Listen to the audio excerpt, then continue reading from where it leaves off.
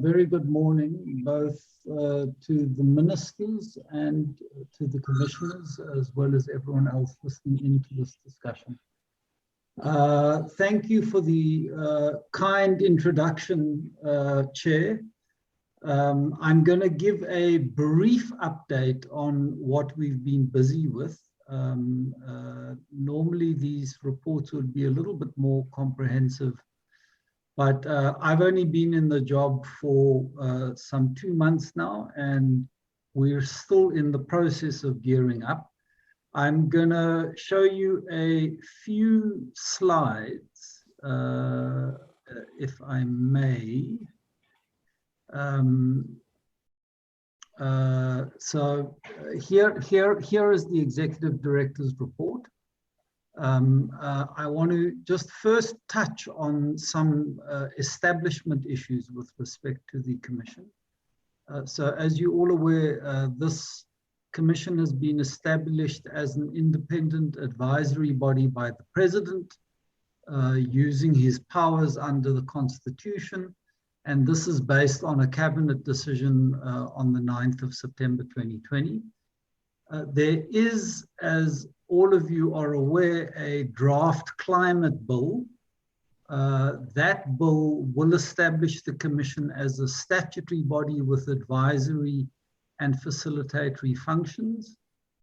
And the NEDLAC process on that bill has been completed. The draft has been approved by Cabinet, and I understand it will be submitted to Parliament in the next month or so. And we can anticipate Parliament to conduct its own consultations and hearings in the second half of this year, at which I think the Commission will be required to participate and give whatever input it chooses on that bill. Just to say that we are also in the process of drafting a charter which would be given to the Commission for consideration and adoption. That charter would set out the Commission's modus operandi, which would include matters such as a code of conduct, how we conduct meetings, the way that we establish working groups, their composition and operation, as well as the Commission's establishment of the Secretariat. So I think the charter will be ready by the next meeting of the Commission, and we'll discuss it and hopefully adopt it. And then there is a relationship with the two departments that the terms of reference mentioned, the Department of Forestry, Fisheries and Environment, and of Performance Monitoring and Evaluation. So we're in the process of drafting an MOU between the Commission and those supporting departments, which would set out the support modalities and reporting and accountability requirements. With respect to the Secretariat itself, the Deputy Chair had a consultation with the Minister. It's been agreed that the Commission will be responsible for setting up its own staffing and support, but that the two departments, DPME and DEFF, will support the Commission in terms of financial and human resources. This is as per the terms of reference that the President and Cabinet approved.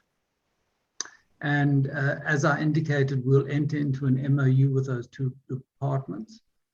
The Deputy Chair appointed myself with effect from the 1st of March. I'm, as he announced, on secondment from the African Climate Foundation, who have generously agreed to support the setting up process of the Commission. The department, sorry, I'm using the old acronym. The E is now at the end. My apologies, Minister and officials. DFFE has seconded an acting secretary and additional support people, and they've provided a core budget. I'm very pleased to report that National Treasury has seconded a senior manager who will lead our work on mitigation. We've received offers of support and secondments from various social partners and international donors. What we are undertaking as a first step is an institutional review. This is with support from WRI. And the goal is to determine what our optimum operating model should be. For instance, do we have an independent accounting structure? How do we combine public and private capacities and maintain, particularly for the public sector, compliance with the PFMA and all the procurement provisions? So we're going to come back to you with a proposed operating model and a refined organogram, although I will present a sort of working organogram later in the meeting. Just in terms of work to date, I've met with almost all of the commissioners, and this was basically to understand their expectations and get your input on the work program. We've also engaged with a whole range of departments and organizations that are undertaking work on the just transition.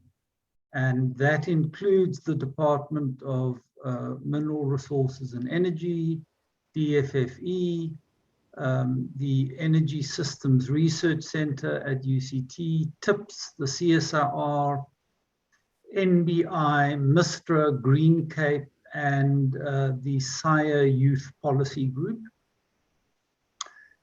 We've commissioned a desktop review of all of the just transition work that is underway so that we can present that as a sort of starting point for the Commission's work. I've also had engagements with the science community, in particular the National Research Foundation, the Water Research Commission, and EASA, as well as engage with a range of development finance institutions and bilateral and multilateral support partners. That has collectively allowed us to put together a draft work program and a proposed structure, which I'm going to present at the end of the meeting once we've concluded the other items. Just on branding and communications, we've developed options for a logo. These will be finalized based on feedback from the commissioners. I'm going to present that feedback to you in the next slide.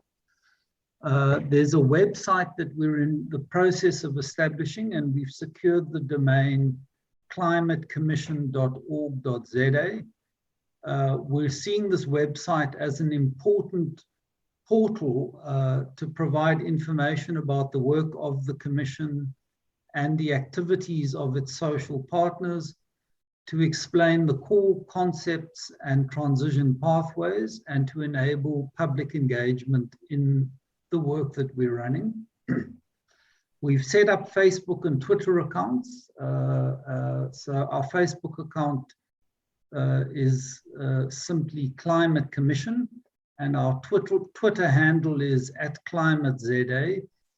We'd like to encourage the commissioners to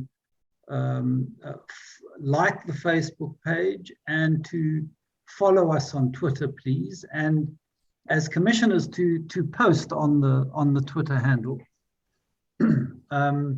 As I announced, we are live streaming today's proceedings to Facebook, and stakeholders are free to comment and post inputs on the Facebook page. This is the results of the poll that we did on the 3 logos. And you can see that it was the second option with the hand cradling the earth and the sort of interlocking leaves that signify motion and the diversity, we say, of the sectors that are represented in the Commission. So we are proposing that is the logo we go with. The Deputy Chair did say to me that the the presidency logo shouldn't be lost sight of. I mean, I did explain that we have some constraints in the use of that logo and would not be able to put it on our website or our email addresses. So obviously we want to maintain the direct link to the presidency, but the commission is going to have its own branding, otherwise it would unduly complicate matters. Then just lastly, commissioners, on the NDCs, as you are all aware, the department has published draft NDCs. They're going to be presenting them later in this meeting. The department has an extensive stakeholder engagement process underway, which includes meetings in each of the provinces. There's a deadline for submissions of the 12th of May. And just to report that in discussion with the Minister of DFFE and the Deputy Chair, it was agreed that the Commission will contribute to this process by discussing the NDCs today at our meeting, so that'll be immediately after lunch. And we will have hearings on the NDCs on the 7th of May. So we've already issued invitations for those hearings, and we've mobilized technical support so that whatever issues are raised in stakeholder and social partner inputs regarding mitigation, adaptation, or means of implementation, we'll be able to provide the Commission with the necessary technical advice for them to formulate their recommendations. The Deputy Chair has proposed that the Commission meets again on the 4th of June, that this would be a special meeting to consider the report coming out of the hearings on the 7th of May, and it would aim to discuss and finalize submissions on the NDCs. So that's just a quick update on progress. I will, at the end of the meeting, come back with a draft work plan and a suggested structure, both for the Secretariat and for the working groups of the Commission. And we can discuss those matters at the end of the meeting. So thank you very much. These are just our contact details. The website actually isn't live as yet. We're still assembling 1 or 2 commissioner profiles, but we intend to go live with some of the initial pages quite soon. Here's our domain. You can see my name, crispian@climatecommission.org.za, and there's the Facebook page. Thank you very much, everyone.